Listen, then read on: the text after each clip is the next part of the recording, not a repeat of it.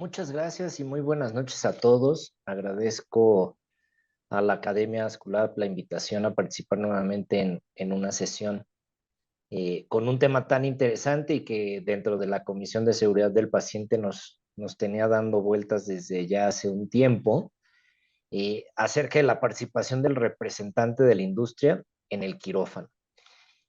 A mí me gustaría, dado el objetivo de generar reflexión y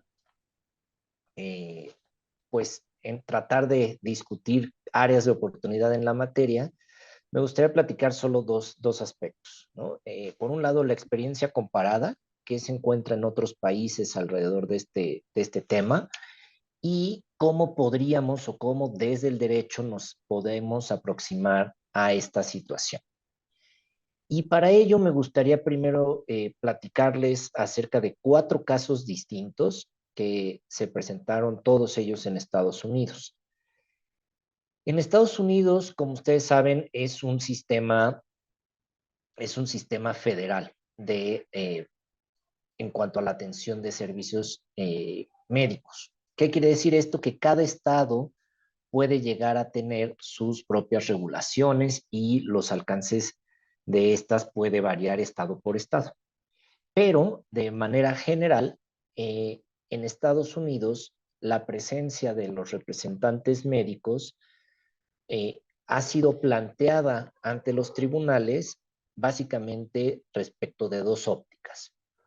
Por un lado, si las empresas tienen algún deber de supervisión sobre el cirujano o en caso de que adviertan alguna circunstancia específica, advertirle al cirujano sobre esta situación en cuanto se trate del uso del dispositivo que estén colocando. Y por otro, si los representantes que acuden a los quirófanos actúan en algunas ocasiones como médicos de manera indebida. Básicamente, en Estados Unidos lo que podemos observar, portan así los casos. De nuevo, es caso por caso, las circunstancias son muy variadas, pero estas son dos preguntas esenciales que los tribunales en Estados Unidos han respondido. Y me gustaría platicarles 4 casos. El primero es en el estado de Illinois y dar un poco de los hechos. Se trata de un marcapasos que fue colocado por el cirujano de manera equivocada en el ventrículo izquierdo del paciente. La empresa eh, envió a un representante al quirófano, el cual únicamente se encargó de revisar que el dispositivo estuviera bien calibrado y funcional. Esto es muy importante desde el punto de vista de cómo se planteó el caso. Meses posteriores, el paciente reingresa al hospital con un problema cardíaco y renal y finalmente muere por esta situación. El médico eh, ante la familia reconoce que se desvió del estándar de cuidado, esto es, reconoce que eh, colocó equivocadamente el marcapasos. Sin embargo, la hija de la persona que falleció decidió demandar a la empresa fabricante del dispositivo. ¿Y bajo qué premisas o bajo qué argumentos principalmente demandó a esta empresa? En primer lugar, porque a decir de la hija, la empresa asumió un deber de cuidado sobre el paciente. En que, por un lado, debía la empresa advertir sobre los riesgos de colocarse este dispositivo específico directamente al paciente y dos, que ante la observación o la presencia del representante y si advierte que el médico estaba colocándolo mal, debió o tenía un deber de prevenir al médico sobre esta situación. ¿La Corte qué dijo? La Corte de Apelaciones del Estado de Illinois resolvió principalmente tres cosas. Por un lado, que las lesiones ocasionadas por la mala colocación del dispositivo no eran, y esto es muy importante, en Estados Unidos las cortes son muy cuidadosas en el uso del lenguaje, no eran razonablemente prevenibles por la empresa. Esto significa que las consecuencias que la empresa pueda o no pueda advertir respecto de un paciente en una situación concreta, esto es cuando el representante está presenciando la cirugía, implicarían una intervención en la relación médico-paciente, ¿no? Esto me parece que es muy importante porque lo veremos en los otros casos, ha sido una interpretación reiterada. ¿Y qué implicaba que, o qué implica, o qué consecuencias podría tener que el médico, que el representante interviniera en la relación médico-paciente? Bueno, que entonces estaría obstruyendo el papel fundamental del cirujano. ¿Y cuál es este papel? Que el médico, a decir de la Corte, es el único indicado dentro del quirófano para determinar las necesidades médicas del paciente. Y en ese sentido, esta demanda, destinada únicamente en contra de la empresa fabricante, no tuvo éxito. Un caso similar, con algunas variantes, es Clinton versus SIU Healthcare. Este caso se trata de un niño que por un accidente queda cuadraplégico y se le implanta una bomba para suministrar un medicamento para detener los espasmos. En algún momento dado, esta bomba se queda sin medicamento y una enfermera no especialista intentó rellenar la bomba sin éxito. ¿Qué sucedió? Que intenta rellenar la bomba para suministrar el medicamento en 3 ocasiones, siendo en esta última que no alcanza el catéter de la bomba y eh, introduce el medicamento directamente al organismo del pequeño. Llama a una segunda enfermera, quien finalmente logra introducir el relleno a la bomba. Pasan unos días, el niño reingresa al área de urgencias con dolor abdominal, un residente o la enfermera, por instrucciones de un médico residente, pide llamar al representante para hacer una evaluación de la máquina. Esta evaluación de la máquina básicamente consistió en un escáner de computadora para saber si estaba o no estaba mal funcionando. El scan arroja que la bomba está funcionando bien. Al día siguiente, el representante de la empresa envía por fax, a petición del personal de salud, el instructivo para atender emergencias por el medicamento que se estaba suministrando y finalmente, desafortunadamente, el niño fallece. La madre del pequeño demanda tanto al representante como a la empresa bajo 3 argumentos. Por un lado, que el representante asumió voluntariamente, y esto es muy importante, voluntariamente un deber de cuidado respecto de la emergencia. ¿Por qué? Porque acudió al llamado del residente para hacer la evaluación del dispositivo y porque envió el manual o las instrucciones del dispositivo para atender emergencias. En segundo lugar, nuevamente el argumento de que tanto el representante como la empresa no advirtieron los riesgos del producto directamente al paciente.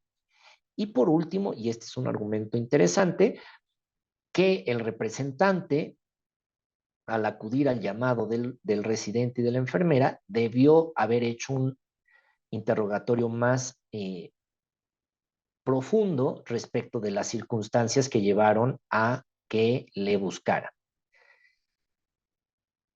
La Corte determinó nuevamente que el representante ni la empresa podían interferir en la relación médico-paciente y que además tampoco podía considerarse que el representante asumiera voluntariamente un deber de cuidado en la atención del pequeño, pues este únicamente se limitaba a la valoración sobre el funcionamiento de la máquina y todo o todas las circunstancias alrededor del padecimiento del menor, esto es que el medicamento haya sido suministrado indebidamente, no era suficiente para considerar que el representante fuera responsable.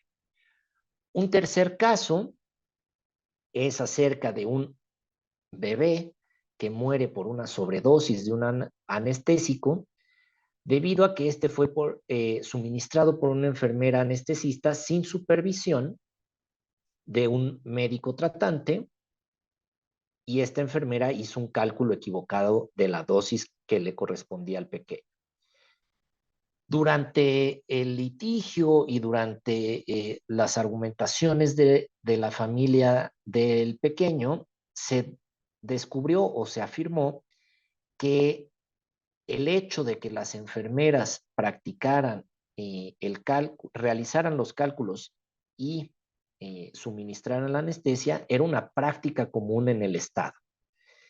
Y esto fue parte de la demanda. La madre demandó por tres argumentos. Por un lado, que se debía nuevamente advertir sobre los riesgos al paciente, que además la empresa tenía un deber y una obligación para tomar acciones proactivas y evitar que esta práctica que era común en el Estado se repitiera, y finalmente demandaba el retiro del producto del mercado. La Corte resolvió que este daño o el deceso del pequeño derivaba no de un efecto adverso del anestésico, sino de la falta de supervisión del uso del medicamento por parte del médico tratante. Y ante esta situación, no existía ningún deber de la empresa fabricante de intervenir en la relación médico-paciente.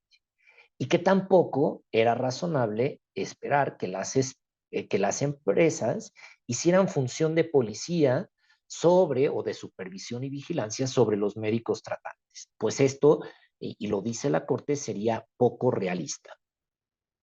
El último caso que me gustaría platicarles es uno mucho más delicado y que involucra directamente al personal de salud, ya no tanto a las empresas fabricantes o a sus representantes.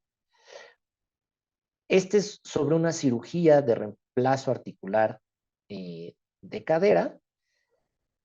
El representante lleva la prótesis, ingresa al quirófano, presencia parte de la cirugía, sale del quirófano, realizan rayos X postoperatorios, sin embargo, le vuelven a llamar al representante para informarle que estaba mal colocada esta prótesis. En una segunda intervención, el cirujano fracasa en el retiro de la prótesis, pero el representante ofrece su ayuda para retirarla. El representante logra retirar adecuadamente la prótesis, pero queda mucho material en la cadera y de manera activa el representante lo retira, fracturando así el fémur del paciente. 3 horas después de limpiar la zona y colocar la prótesis, el médico responsable se hace cargo del resto de la cirugía y finalmente el paciente demanda a los médicos exclusivamente y los demanda o los denuncia por la comisión de un delito, ¿no? Bajo el argumento de haber dejado participar al representante en la cirugía, pero no demanda ni a la empresa ni al representante. La Corte en este caso, dado que el asunto estaba limitado a los médicos que intervinieron, determinó que el cirujano renunció a su rol y a su juicio clínico, dejando que el de una persona sin preparación prevaleciera y que las acciones del representante fueron más allá de las indicaciones establecidas en el manual de la empresa para el uso del dispositivo, por lo que podrían considerarse como un ejercicio indebido de la medicina. Aquí la Corte es clara en decir que podrían considerarse, dado que no fue el representante señalado en juicio. Estos 4 casos nos llevan a reflexionar sobre cómo aproximarnos a este tema en México. Ustedes saben que existe un amplio universo de normas jurídicas alrededor del acto médico, las cuales determinan requisitos, derechos y obligaciones. Y podríamos abarcarlo o abordarlo desde distintas áreas. Desde la industria, acerca de la regulación, las buenas prácticas de fabricación, distribución, comercialización, etcétera, pero también desde el punto de vista de los médicos y los hospitales, como cuáles son los requisitos para ejercer la profesión, la seguridad del paciente, la calidad de la atención. Y también desde la óptica de los pacientes, desde los derechos de estos, principalmente del consentimiento informado. El hecho de que va a estar una persona ajena al equipo médico, se le informa al paciente, se le transparenta, él decide sobre esto, no lo sé. En México no hay reglas específicas para esta situación y por ello tendríamos que abarcarlo, o desde mi punto de vista, desde el ámbito desde las reglas generales de la responsabilidad. Ustedes ya saben que la responsabilidad para términos jurídicos no es el mismo uso que en términos coloquiales, sino que el derecho establece ciertas o un conjunto de conductas obligatorias que en caso de incumplirse se enlazan a esta sanción. Y a ese sujeto al que va destinada la sanción se le considera como responsable. Podemos clasificar en directa cuando la sanción está destinada al sujeto obligado y al que es responsable, o indirecta cuando el sujeto obligado a observar cierta conducta es distinta al responsable. Por ejemplo, cuando actúan en representación de terceros, como podría ser el caso de unos padres con sus hijos menores de edad. Y también podemos observar que la responsabilidad puede clasificarse por los elementos de la conducta, ¿no? La objetiva, cuando basta el resultado o un daño, sin importar si hay o no una condición de voluntad, o subjetiva, cuando además del actuar ilícito de las personas, existe o se está sujeto a una condición de identificar si hubo dolo, culpa o negligencia. Para concluir, me parece que desde el ámbito del derecho tenemos varios aspectos a considerar. Por un lado, si es una práctica común o no que esto esté sucediendo en nuestro país y en nuestros quirófanos. No hay criterio emitido por el Poder Judicial de la Federación al respecto todavía. Me parece que tendrán que ser análisis caso por caso y que vamos a tener que, vamos a tener que estar muy preparados porque cada vez los casos médico-legales se sofistican más en la construcción de sus argumentos y no hay que descartar que próximamente se incorpore a estos elementos industria y representantes a estos juicios. Y por último, que la complejidad de los actos médicos y sus interacciones nos obliga a replantear el marco normativo existente para dar certeza a todos, tanto a la industria como a los representantes, como a los profesionales de la salud, y todo poniendo al centro la salud de los pacientes y el derecho a la protección de la salud. Muchas gracias y quedo atento a sus preguntas y comentarios.